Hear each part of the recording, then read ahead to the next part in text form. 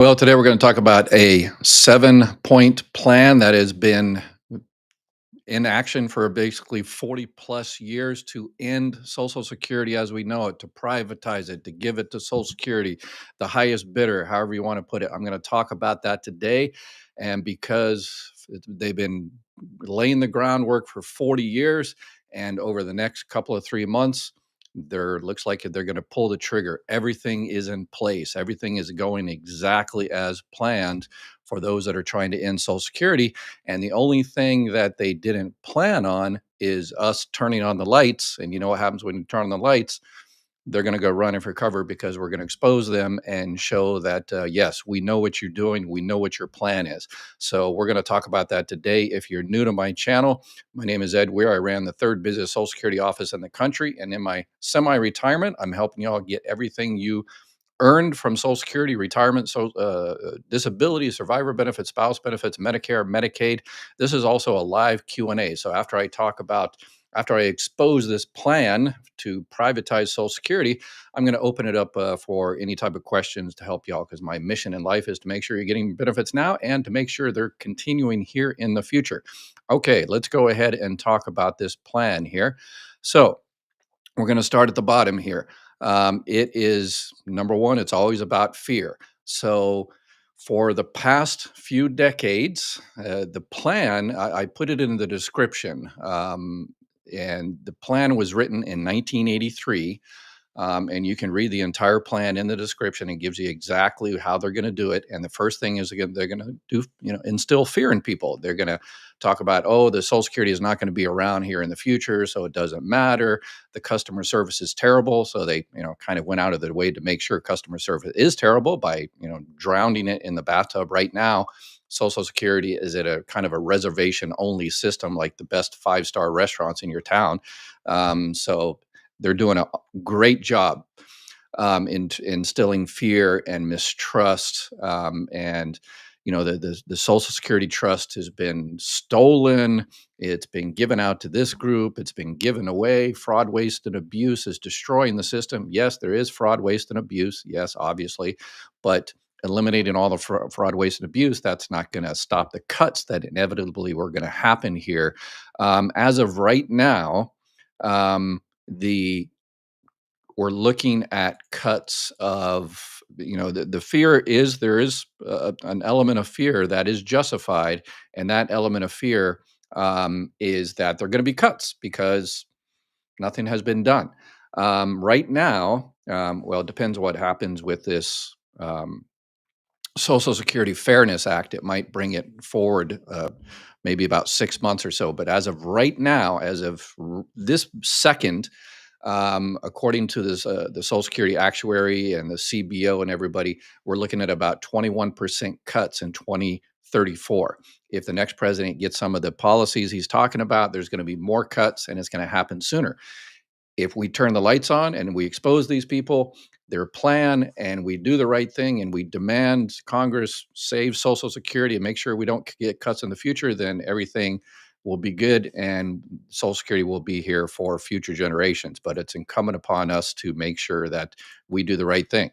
So the fear, every time unfortunately, we fall for it all the time. Politicians like to divide us and say, well, this person's a liberal, they're a conservative or Republican or Democrat. They love to divide us, so we attack each other rather than solving the issue. And every time someone repeats, oh, the trust fund, it's all empty IOUs and, it's all useless anyway, we're kind of buying into their fear propaganda that they've been instilling in us within the last 40 years. And it's interesting that they have been, and there's been a lot of politicians out there saying, hey, the trust fund is not there. It's all useless IOUs. It was all stolen. But as soon as they want to give it to Wall Street, miraculously, it appears. So it's ironical, I guess. So, all right. Oh, ignore. So fear, that's the first step. So they've been working on that for decades. And the other thing is they ignore the solutions. They bring up straw man arguments that says, well, yeah, we could fix it, but we're going to have to raise taxes on everybody or cut benefits. Those are the only two options. No, those are not the only two options. There are many, many more options out there. I put this in the link as well. There is the Social Security Trustees Report. Every time a politician has some wild idea to save Social Security and make sure you don't get cuts in the future, they say, hey, how about we do this? They submit it to the Social Security Administration. The Social Security actuary pulls out his big calculator, does all the calculations, and runs the numbers. And as you can see here, there are pages and 35 pages of proposals. So what if we do this? If you do this right here, then it's going to happen. It's going to solve 28% of the problem. If you do this other thing, and it's, oh, that one's actually going to hurt by 6%. So there's one in here that I agree with, and most viewers of my channel agree with, is that we need to raise the FICA cap. What is the FICA cap? If for Social Security FICA, if you make under for 2025, if you make under $176,100, then you pay FICA Social Security on every dollar you make. If you make over 176,100, every dollar over that, you no longer have to pay Social Security FICA tax anymore. That's one of the main reasons why the trust fund is going to be running out in 2034, is because so much money is going to the top. We have had stagnant wages since the 1980s. And so there's not been that FICA income coming in. So if we raise the cap, that will solve 73% of the issues. But politicians kind of ignore that, or they say, oh, it won't solve all of the issues. So it becomes kind of, the perfect becomes the enemy of the good. So they say, well, it's not going to solve everything, not 100%. You're not going to get free ice cream and unicorns, and Ed's not going to get his hair back. So if it doesn't solve that, then we might as well just not do it. So we'll just sit around and wait. So they ignore any type of actual solutions, and they delay and delay and delay and kick the can down the road and just let things get worse and make sure customer service is worse. So we got more frustrated, more distrust in the system, more conspiracy theories about the recent one that just happened this last time was Senator Kennedy. He didn't specifically say this, but I think he was alluding to it. So it would be picked up as a kind of an internet meme that 6.2 million dead people are receiving Social Security benefits, which he didn't say, but he kind of framed it in a way that people would kind of assume that's what he was talking about. And guess what? They did. And they started picking it up. And so, yes. So this is a delay that's been happening. In terms of the customer service, 50-year low in terms of customer service, in terms of staffing for the offices. So delay, delay, and delay. And what are they waiting for? They're waiting for the crisis to happen.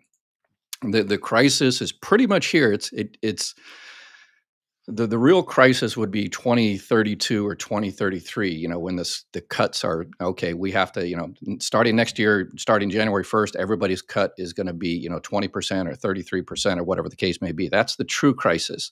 But this is kind of an early crisis in the sense of they wanted to wait a little bit longer, but because of the new Congress and the new president and everything, they say, well, this might be the opportunity, might not get this opportunity again. So we'll use this. This is a crisis. It's not the 100% crisis we were thinking we were going to wait for, but now's the time to do it. Strike while the iron is hot. So this is the crisis. So there's pretty much no more, and I mean, it's in the sense this is a crisis because there's anything that we do to fix it, it has to start a few years before in order to avoid the cuts. So we're still in a crisis mode. All right, so now that we're in the crisis mode, what happens? Well, then they start appointing people in particular positions to institute their plan. Okay, so guess what? The new commissioner of Social Security, his background, you guessed it, Wall Street. Previous commissioners of Social Security, which I've met many of them, they used to come to my office, one of the biggest office. They used to see how awesome we were, our particular office, because we were really good at customer service. But met many of them, and most of them didn't have Wall Street backgrounds. This one has Wall Street background, and so we've got the person that was put in charge of the OMB, the Office of Management and Budget. They are all for Wall Street privatization and all the rest of it. Okay, so we got the ignore, we got the fear, the ignore, the delay, crisis, appoint, and the next step is to propose the actual details of the plan. And I just did a video on this. The senator from Louisiana is going to introduce this in January when they take over the new Congress in January.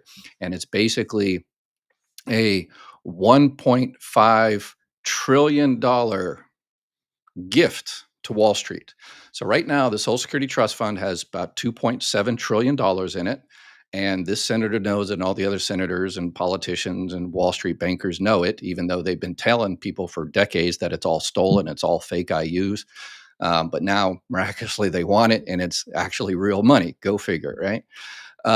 So the proposal that's going to come out in January, here within a few weeks, is basically we're going to take $1.5 trillion of this 2.7, 2.8 trillion, and we're going to give it to Wall Street, and they're going to invest it, and we'll give it to. I did the video on this, so you can watch the video I did about 3 or 4 days ago with the actual proposal. So he says, yeah, we'll have them, do it in, Wall Street and, stocks and bonds and real estate and stuff like that. Who's going to manage it? Well, the highest bidder or the lowest bidder, or perhaps the person that gives the most political donations to the people in charge, and, whatever the case may be. So that's going to be proposed very, very soon. $1.5 trillion. And the final piece of the puzzle is the president, because the Senate, the House can go ahead and pass it through. The Senate has to approve it, but unless the president signs it, then it doesn't go into effect, unless obviously they override any type of veto, which that's not going to happen. But the president, as soon as the next president says, I have a plan to save Social Security, because he has said, I'm giving him the benefit of the doubt. Old Marine Corps sergeant, tried to avoid politics, if at all possible. I'm just looking at the policies that's happening. I'm just, most of this has already happened. We just have to watch out for that last part. He said he's not going to raise the retirement age. Okay, fine. He is not going to cut any benefits. Fine. This does neither of those. So one day, perhaps today, tomorrow, next week, sometime before when this is proposed, you say, well, I'm going to save Social Security because there's cuts coming in the future. And to raise the retirement age is not a good thing to do. To cut benefits is not a good thing to do. But I do have a solution to save Social Security. Guess what that solution is? To privatize Social Security and give several $1 trillion to the billionaires in his cabinet, or other friends or family, or whatever the case may be. And I hope that doesn't happen. I hope I am just Chicken Little here yelling and saying, okay, but this is the 40-year plan, and this is the time. This is the most crucial time. And you can help to make sure that doesn't happen. I've got a petition down below in the description as well that says, no, we should not privatize Social Security, and to raise the FICA cap, which is an actual solution, rather than privatizing and cutting benefits or anything like that. So let's just watch.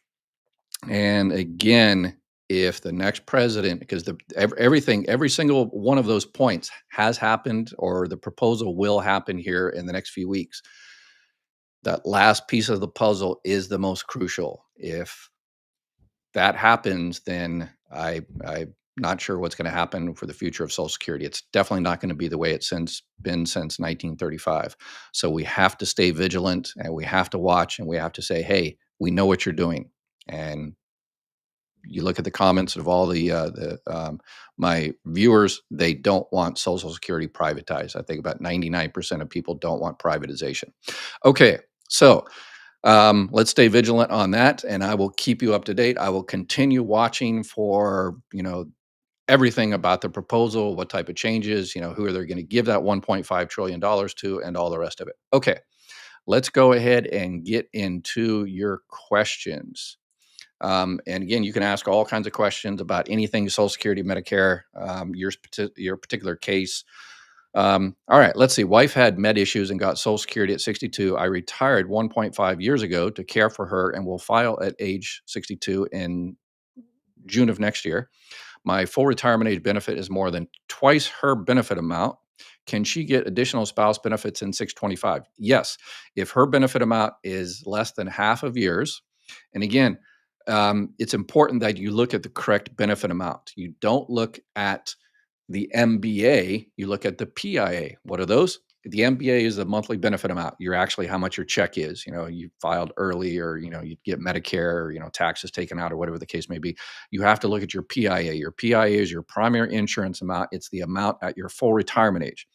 And you look at the benefit amount at her full retirement age. And those are the numbers you compare to see if one is twice the others.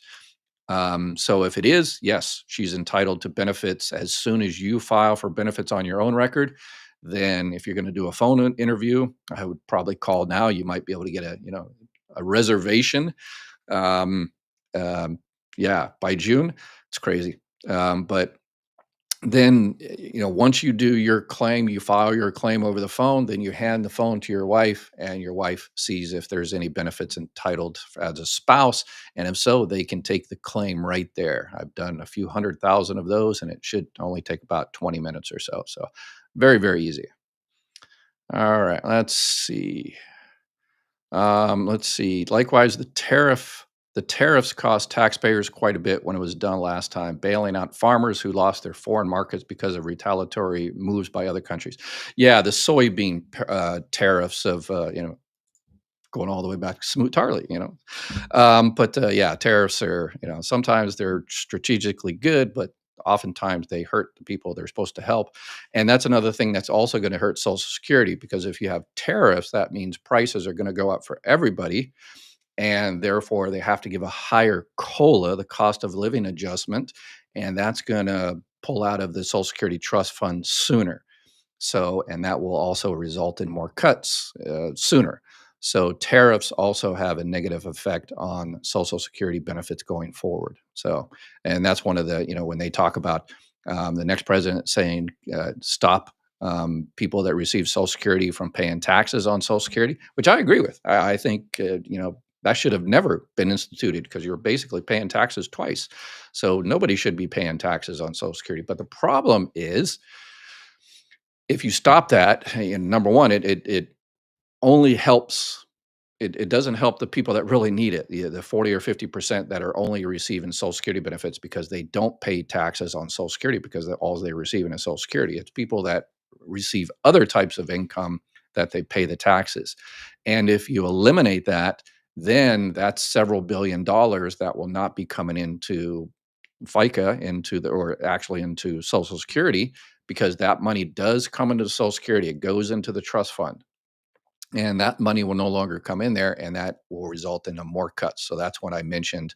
One of the results of what happens next time around. And let me throw up where is my, not that one. Uh, all right, I can't. Okay, there it is right there. Okay, so that's the result of right now. If nothing changes, 21%. If the next president gets some of his things, the tariffs, and again, that's in the description below. So this isn't just not me, just kind of blowing hot air. These are all analysis by the CBO, this trustees report. So you can look at in the description, and it tells you exactly where the 33% comes from. The tariffs, cutting Social Security benefits, and some of the other things. That's where that extra money, loss of benefits, comes from. So, all right. My husband is 74, civil service pension, does not have enough quarters to draw his Social Security, but his ex-wife that passed away had enough quarters, but died young. Can he draw her Social Security? In terms of survivor benefits, I'm not, you're talking about the government pension offset, which is currently being debated in the Senate. It might have already passed by now. We don't know. But if he was remarried to you after the age of 60, potentially yes. And his benefits would have to be, more, or excuse me, less than hers.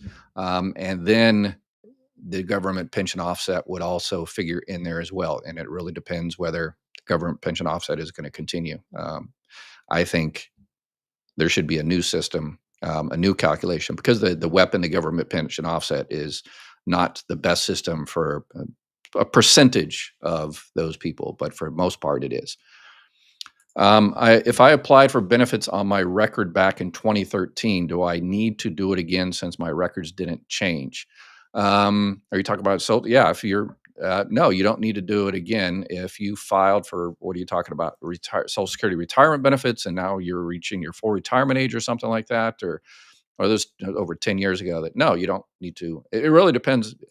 uh, yeah, it really depends exactly what you're talking about, what type of benefits. But normally, no. If we had a customer service expert come into our office and give us a kind of a presentation. We reached out to uh, a company that's famous worldwide for excellent customer service, and we helped them with Social Security. And they said, "Hey, we'll come into your office and we'll, help your employees improve their customer service." And the first thing to do is they say, the person says, the importance of customer service is to make sure that your customers want to come back. And we're like, no, no, no, no, that's not what we want as Social Security Administration. We never want our customers to come back because we want to solve their issues the first time. So yeah, so it's a different mentality.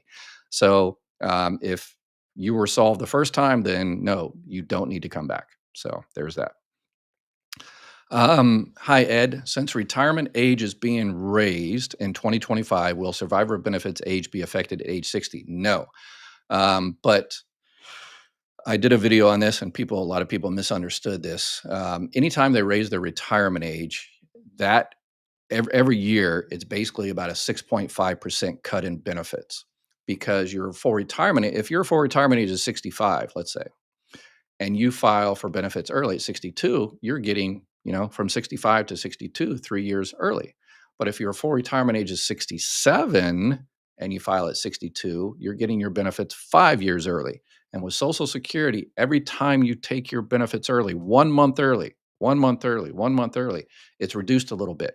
So if it's reduced by 3 years versus 5 years, guess what? That's a cut. So starting in next year, next year, it's fully instituted. The changes that were made back in the 1980s that they raised the retirement age to 67, that's fully in effect 2025. So in your case, the survivor benefit doesn't change. It's still going to be 60 years old, but everybody's essentially getting a 13% cut because they raised the retirement age. And that's why I argue the retirement age should not be raised again because not only it's the people that make the decision to raise the retirement age are politicians and the rich people who don't have really physical jobs. People are mechanics. My dad was a long distance truck driver. You can't do that at 68, 70. So yeah, and again, that's the straw man argument that these politicians are saying. It's like, well, we have to privatize it. If we don't, then it's just going to be a cut of benefits, or we have to raise the retirement age. Those are the only two options: either raise the retirement age, cut benefits, or you know, that's it. Those are the only options. But again, if you look at the actuary report, there's dozens and dozens and dozens and dozens of ones. But people that have to pay the extra FICA tax because we raised the cap definitely don't want that. So, can you say Ponzi? Yeah, it's interesting. The current commissioner of the Social Security Administration was asked about that, and he actually cussed on on air. He said it was BS. Not really a curse on it from an old Marine Corps sergeant, but anyway, he did a pretty good job at it. Yeah, it's the longest lasting Ponzi scheme in world history, so it's not a Ponzi scheme. So it is a pay as you go system that people that pay into Social Security this FICA tax this year, it goes out. And what covers the gap right now? Last year, $70 billion was pulled out of the Social Security Trust Fund to cover that gap. So next year or this year, more is being pulled out of the trust fund to cover the gap, and next year more to be cut up. And then by 2034 or 2033 or 2031, there's not going to be any more trust funds there to cover the gap.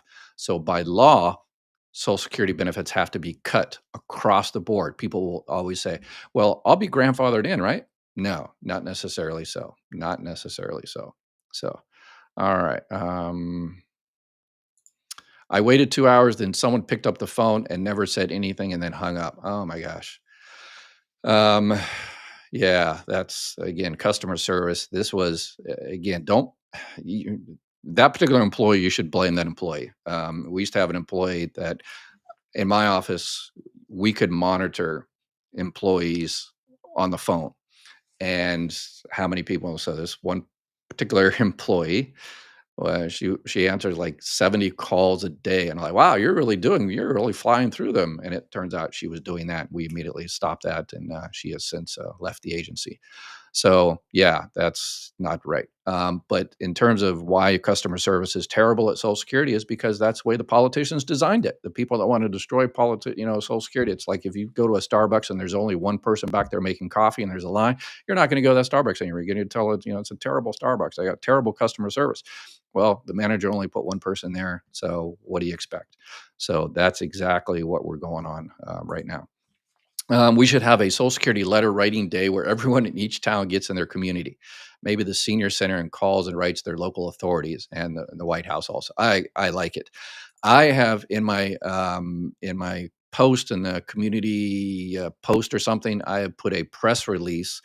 So I am more than happy to, if you've got a local news channel or something that wants to do an interview, tell them to reach out to me. I'd be more than happy to do an interview and tell them, whatever they want to ask about Social Security, about customer service, about the future of Social Security, about what type of benefits people are continuing to miss all the time.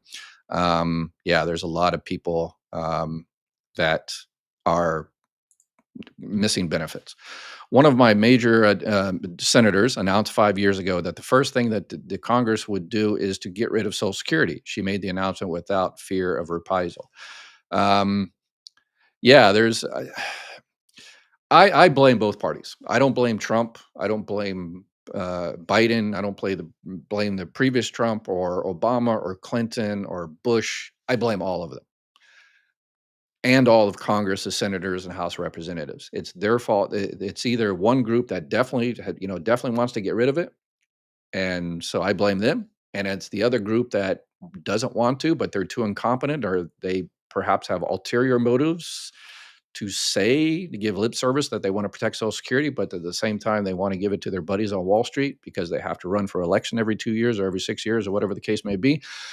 So I blame them all. And I blame us because, we fall for their tricks. It's stolen. It's not an entitlement. And so we worried about the vocabulary. Look up the word entitlement. It isn't entitlement. There's a four-letter word entitlement, and then there's the actual word entitlement. So it's a legal, anyway. So yeah, we keep falling for their traps. And we and we're way smarter than them. That's what's yeah. So if we raise the FICA cap, would we also pay out more to those who would then be paying in more? Good question. That is a good question I get all the time. And no, because the let me I basically, okay, let me pop this up here. Your Social Security benefits calculated based on bend points. And the bin points are 90%, 32, 15%. So if you make $1,226 and under, you get 90% replacement rate. Over that, you get a 32% replacement rate. Over that, you get a 15% replacement rate. So the idea is, and I did a video on this 3 days ago that's related to the windfall elimination provision.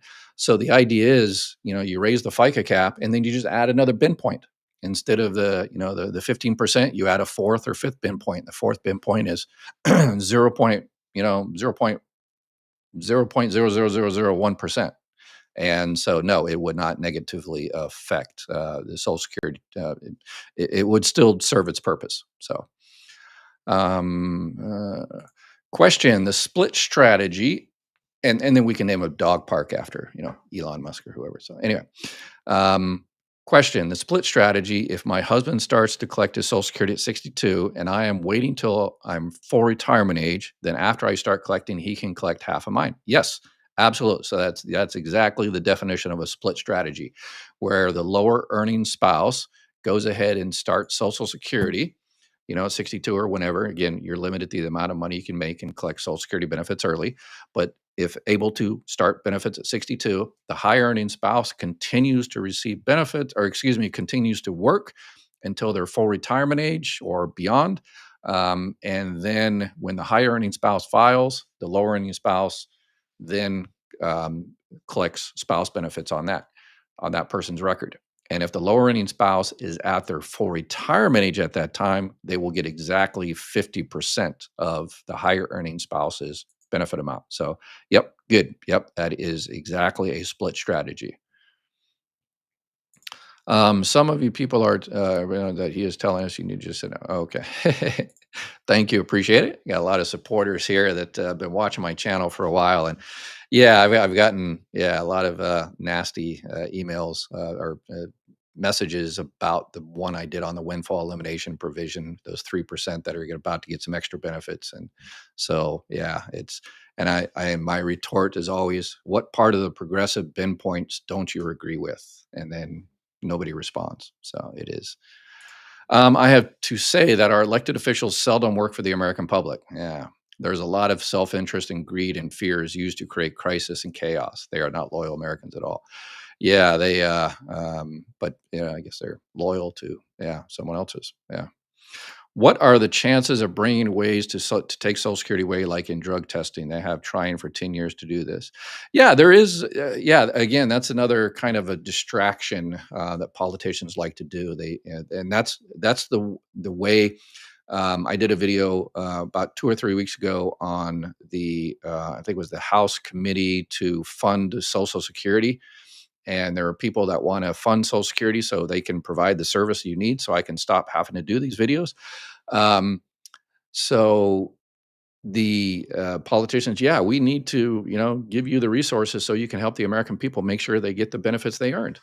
But there's other politicians who don't want to do that, so they say, "Hey, I know a friend that had a sister who had a neighbor twice removed that was collecting disability, and they shouldn't." And it's like, okay, well, yes, there is fraud, waste, and abuse, but that's not going to solve the 21 or the 33% cuts that are happening. It might reduce it by 0.5% or 1%, but no, not that much. And the other argument that one of the other politicians said is like, "Hey, we just gave you an extra $100 million last year." And the commissioner of Social Security says, "Yeah, thank you very much. But unfortunately, with the cost of, the buildings and, staffing and everything else, our budgeting, our outlays increased by, I think he said, 4 or 500. So we're $300 million behind." So yeah, again, those are specific politicians that want to take Social Security and make the customer service as worse as it possibly can, drown it in the bathtub, is the famous saying. So they can, so you all be fed up. So you can be fed up and say, just forget about it. Just throw up your hands and say, you know, go ahead, and give it to Wall Street. Your title is disturbing. Don't like the clickbait, my friend. Not sure how it's clickbait. This is actually a plan that has been going on for 40 years. So if you disagree with that, this is the motivation, and we are at crunch time, and the only other thing that we need is the president. And again, I am going to withhold my judgment here, and I am going to hope that he keeps his promise and he says, "No, I'm not going to raise the retirement age. I'm not going to, cut benefits." But he's never said he's not going to privatize. So I hope, he keeps that. He doesn't do that. But remember, regardless, even if the next president needs to do something. That's the issue as well, because if the next president just does nothing, then the crisis just gets worse, and we go back to that the delay part. There, we move back into the delay part, and they delay till the crisis gets even worse. So the next president, this president should have done it. The last president should have done it. They should have done this 10, 20, 30 years ago. But again, they haven't because they didn't want to, or they're too incompetent, or whatever the case may be. But it has to be done now. And I hope the next president does it, because if the next president does it, then the president after him is just going to have to start cutting benefits because the time is up. So something needs to be happen immediately. And if you disagree with that, if you have an argument against that, then please, yes. Yeah. Let's see here. What else? I don't want them gambling with my Social Security. Yes, yes. Do those dead people show up and get their checks cashed? Do they go to the bank and deposit them? Do they get direct deposit, therefore exceed the maximum allowed in their account? Again, so yes, again, that's another misdirection. Politicians did the senator did a great job of misdirecting.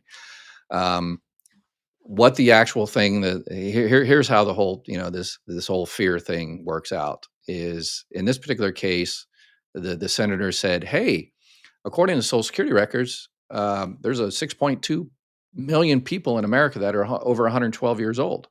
And then he also talked about the same time about overpayments. So people put two and two together and came up with 87. Um, and yes, are there 6.2 million people over 112 years old in Social Security books? Yes. Are there actually 6.2 million people over 112 in the United States? No. But Social Security cannot close out those records, that Social Security number. He never said they're getting money, and they're not getting money. It's Social Security cannot close out that Social Security number until they have an official death certificate. So until they have that, it just sits there. There's not getting any money or anything like that. It just sits there. So again, people took that and it turned into, a crazy meme about, all these people getting all this different money. So yeah. We have to get a hold of Anderson Cooper, get rid of the FICA cap. Yes, he did an awesome job. I talk about him all the time. The Anderson Cooper did a phenomenal job in 60 Minutes. What is it, December? It's been a while now on overpayments. So he did a great expose on overpayments, and Social Security always had a kind of a really messed up system in terms of addressing overpayments. And so he did a phenomenal job in exposing that. And guess what? The Social Security Administration responded, politicians, us, and we said, hey, you need to change this. And they went and changed it. And yeah, it works out so much better right now. So, Anderson Cooper, please. Yes. Oh, let's see here. I just applied for my Social Security this November 14th. I am 64. My ex-husband will not be 62 until the end of January. Can I still get his Social Security? Thank you, Pamela, for that question. All right, here's something that a lot of people miss out there. So please, not only Pamela, but everybody out there listening, if you know somebody like this, please let's help them out. So if you're receiving benefits on your own record and you were married to someone, you had to be married to that person for 10 years or longer if that person is still out there alive and kicking. Um, so you can file for divorced spouse benefits as long as 10-year marriage and that person's benefit amount is twice your benefit amount. What a lot of people think is their ex-spouse has to be receiving Social Security benefits, and that is 100% correct. There's millions and millions and millions of dollars being lost out there because people are just twiddling their thumbs waiting for their ex-spouse to file for benefits. You don't have to wait. It's called independently entitled divorced spouse benefits. It's the government. You got to have a big long name. So independently entitled means you're independently entitled. As long as your ex-spouse is at least 62 years old and you've been divorced for 2 years, then you can collect benefits on that person's record. It doesn't matter whether they're receiving benefits now. So again, 62 years old, divorced for 2 years, and you have to file for benefits on your own record first, obviously.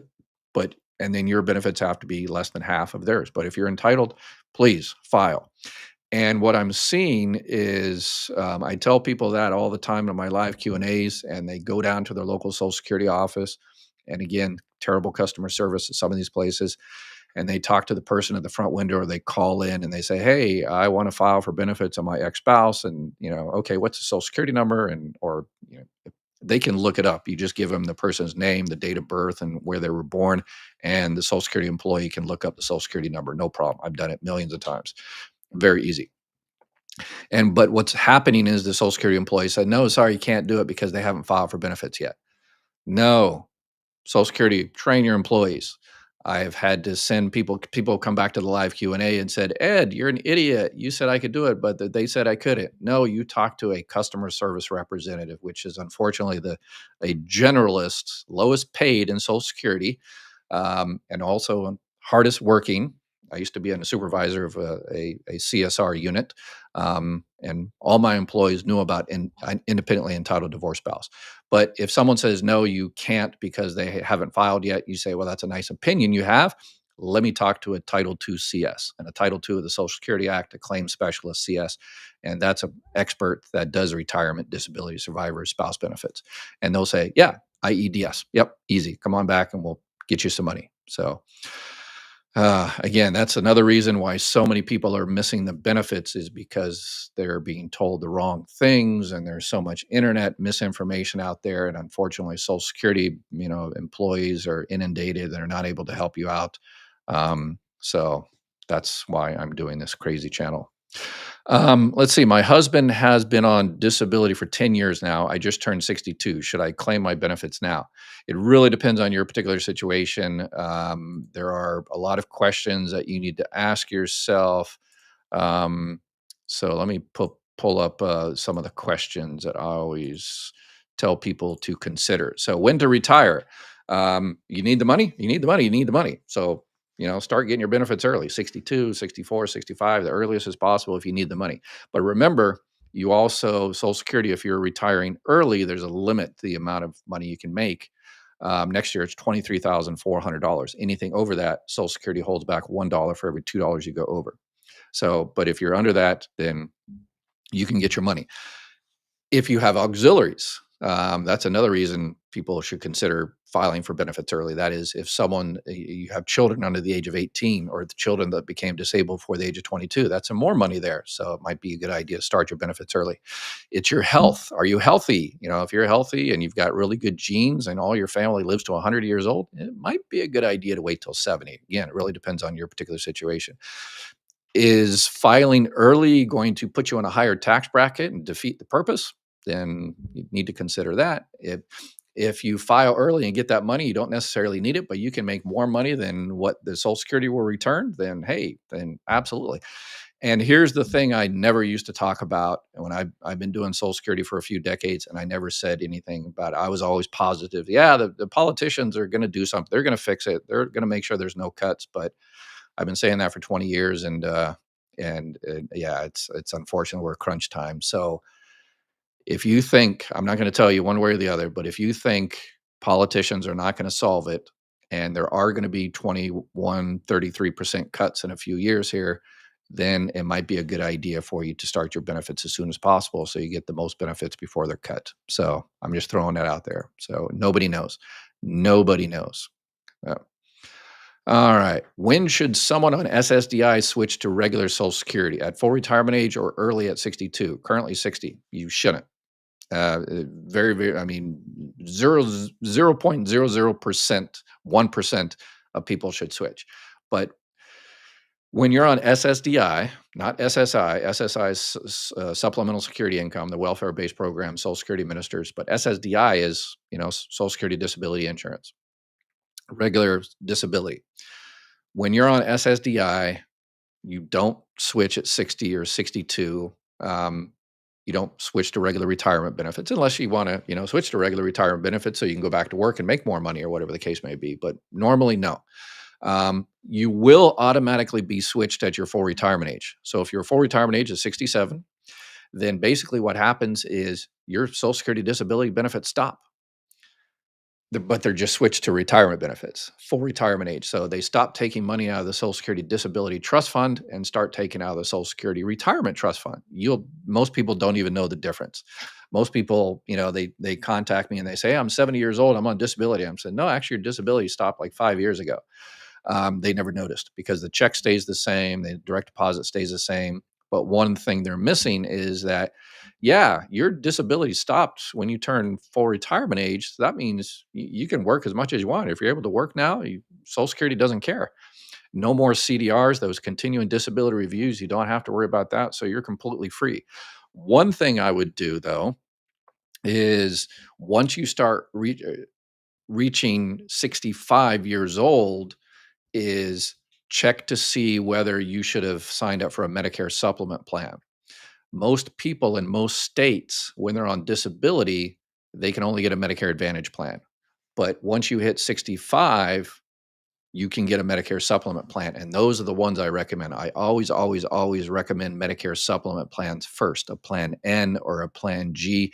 Check those out first. And if they're not for you, then go down and check out a Medicare Advantage. But always, please, always check out Medicare supplements first. And if you need help, reach out to Chapter and they can help you out. If you're turning 65, if you're new to Medicare Part B, reach out to Chapter and they can help you out.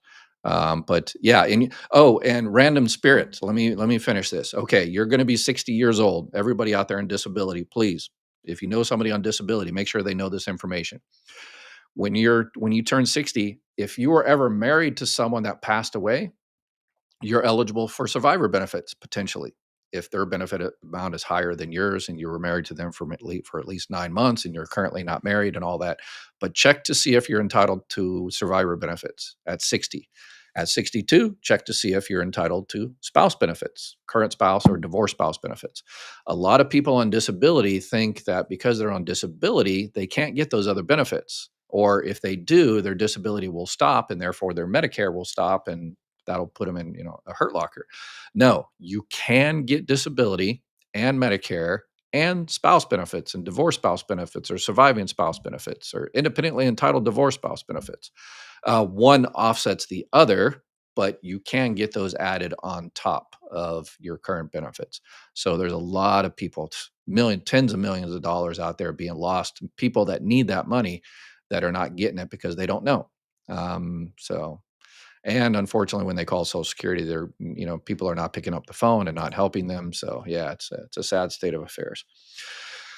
Question here: my husband has been on disability for 10 years now. Should I take my benefits? Oh, okay, I already answered that one. I say take the income cap off and tax all earnings. Okay.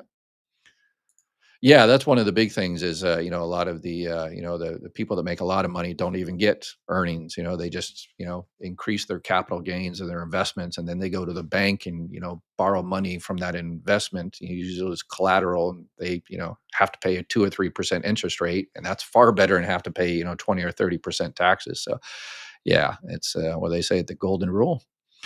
Um, a friend told me she had a fantastic Social Security customer representative help her yesterday. He took his time and was very polite. North Texas location.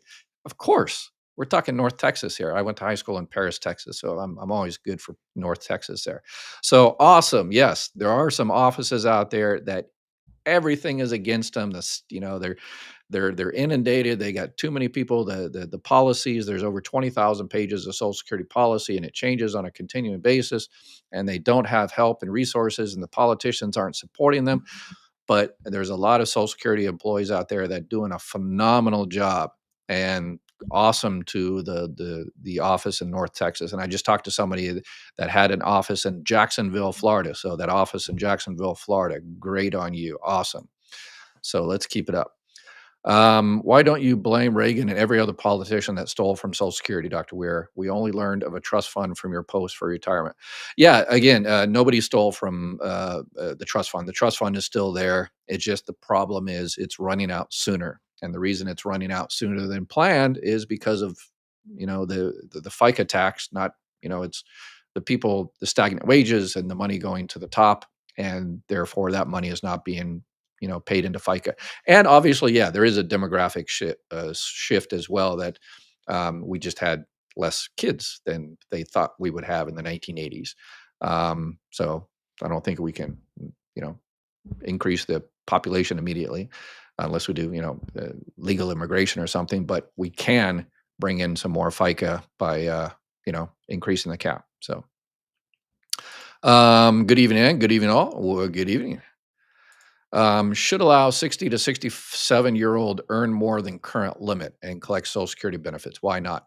Yeah, that was, yeah, some people talk about that, they shouldn't have the limit in terms of, working. But that was part of the original Social Security Act in 1935, is basically because Social Security was, kind of started as a replacement for lost wages.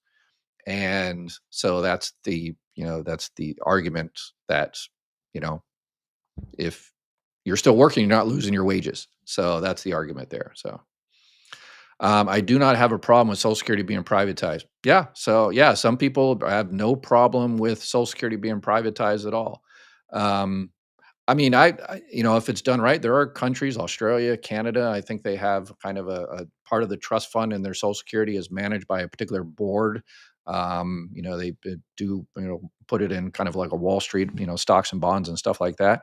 Yeah, I guess if it's done perfectly well, then it's, get better, obviously, interest rate than, the treasury bills that it's invested in right now. And we do make a profit. We do get interest on our loan. So that is helps the trust fund. But my problem with that is the way it's going to be done. The devil's always in the details. The politicians are going to be the ones that decide who gets the investments, and they're going to do. Yeah, because in my office, if my office was privatized, in my office we had about 100 employees, and we had billions of dollars coming in and out of my office every year. Um, I made good money as a civil servant. I'm not complaining, but if that was privatized, if that office was privatized, and the manager of that office was generating billions of dollars, yeah, that person would get 10, 20, 30 times the amount of money I was receiving, and that's the overhead. Yeah, the overhead would be crazy. Yeah. I have applied to start my Social Security benefits in February when I am 70. I have retired from my job, but I will be getting a substantial bonus in February. Will I have a problem with Social Security? Nope. You will have zero problems whatsoever. You can make $1 billion, and it doesn't matter because you're past your full retirement age. So you have no issues with Social Security at all. And remember, you've been waiting around for your full delayed retirement credits. So when you wait to collect Social Security benefits after your full retirement age, like if it's your full retirement age is 67 and you wait till 70, that's 3 years you waited. You get 8% every year added on. So if your full benefit amount at your full retirement age is, let's say, $1,000, and you wait till you're 70, your full benefit amount is now $1,240. And because you're past your full retirement age, it doesn't matter. Work doesn't matter.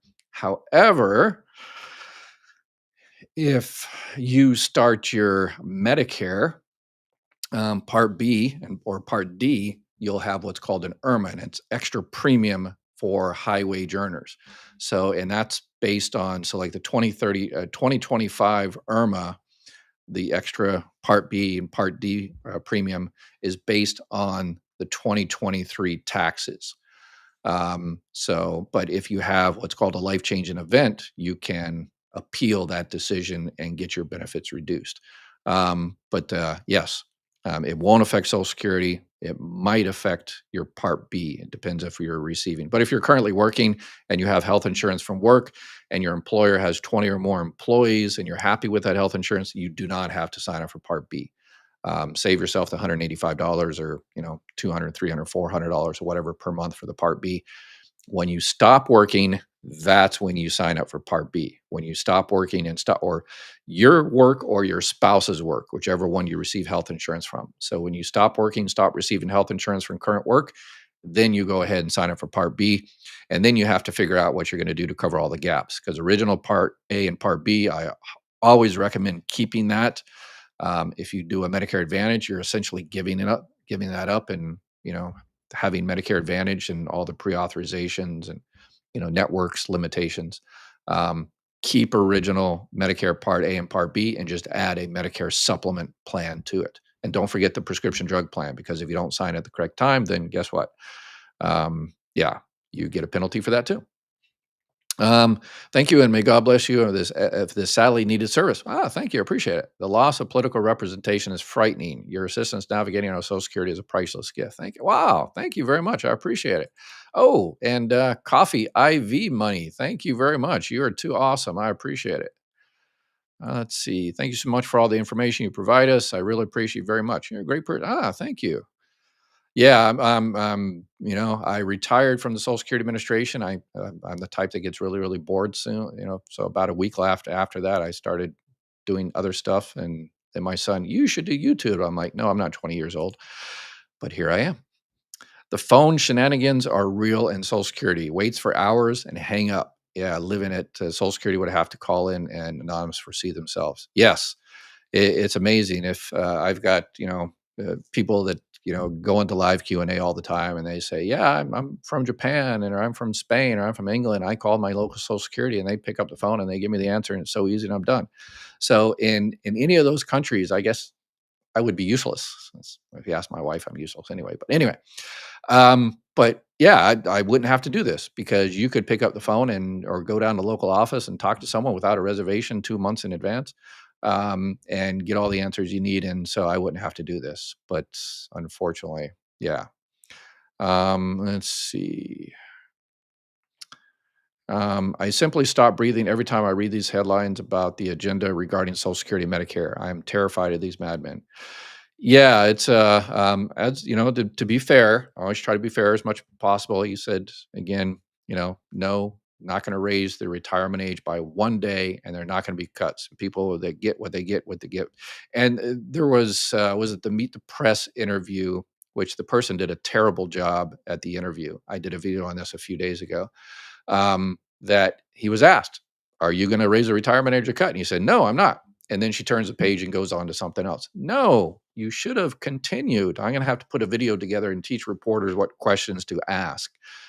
Says, okay, you're not going to raise the retirement age. You're not going to cut people's benefits. Okay, what are you going to solve? What are you going to do to solve the cuts that are going to be happening here in a few years? What is your solution to stop those cuts?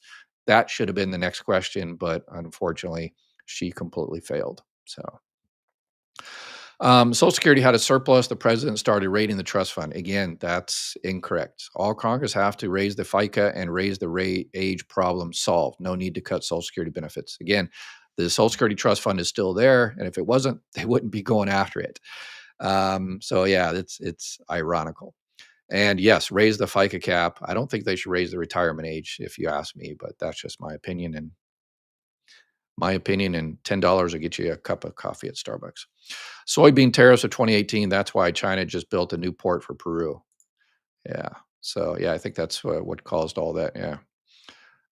Why mess with Social Security? I paid into it for 65 years. Don't mess with my Social Security. I agree 100%. But we should mess with it. We should mess with it because they're automatic cuts that are going to be coming here. So when a politician says I'm not going to do anything about it, that means you know they're going to just let the cuts happen. It's like someone that's beat up on the side of the road, and you walk by them and says, "Oh, I'm not going to beat up on him anymore." It's like, well, are you gonna at least call an ambulance or go help them and give them CPR and stuff like that? So, yeah. Um, I'm looking to file for SSI retirement. I have no other income or retirement. So SSI, you just mean regular Social Security. SSI is the welfare-based supplemental security income, but you just mean regular retirement. So, yeah, so you can file at 62 years old if you've got no other income. That's you're unfortunately part of the other 40% of Americans that are just living on Social Security alone. So that's why we should definitely turn on the lights and let you have the cockroaches scramble that we have discovered their plan. Um, so you can, the little guy, you can file for your benefits as early as 62 years old. You can go online and file, call up the 800 number, and you have to be 62 the entire month. So if you were born January 15th, you wouldn't be able to start your benefits until February because you have to be 62 the entire month. And your February check will come in March. And you also need to check to see if you're entitled to any spouse benefits. That's one of the problems with filing online is it's great, it's convenient, all that kind of stuff, but people miss benefits that they might be entitled to: spouse benefits, divorce spouse benefits, surviving spouse benefits.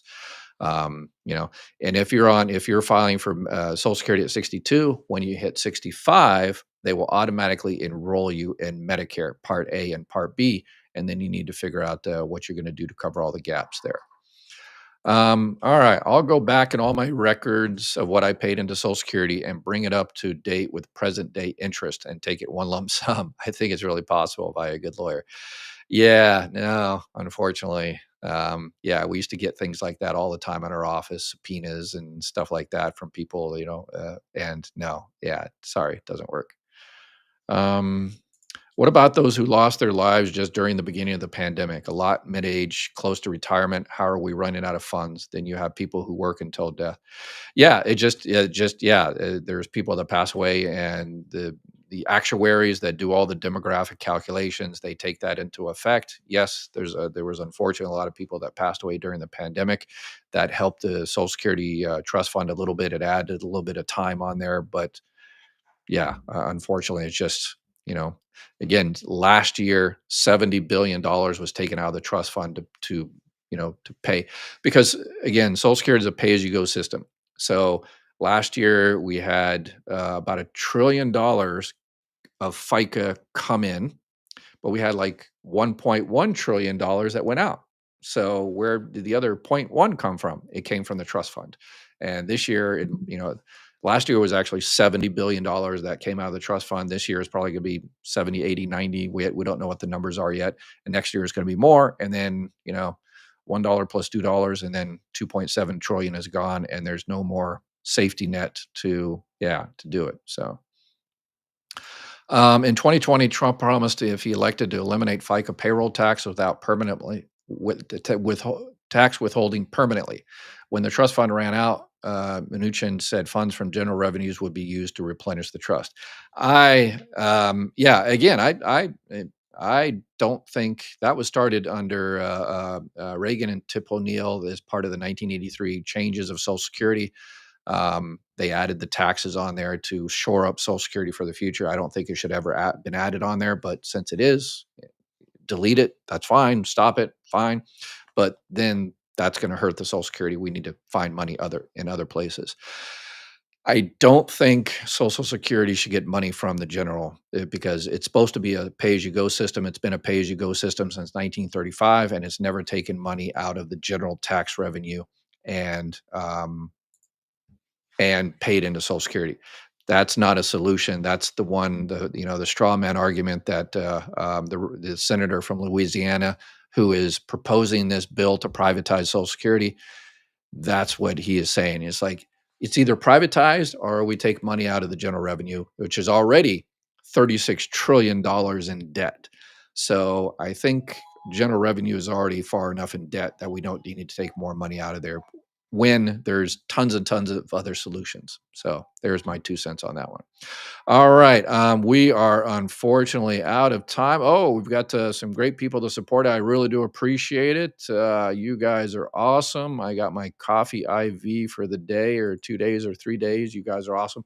I will be back again tomorrow. Make sure you share, like, comment, and we need to make sure you and your family and your community gets all the benefits you're entitled to. And that's what I'm here to help with. Y'all take care, and we'll see you next time. Bye bye.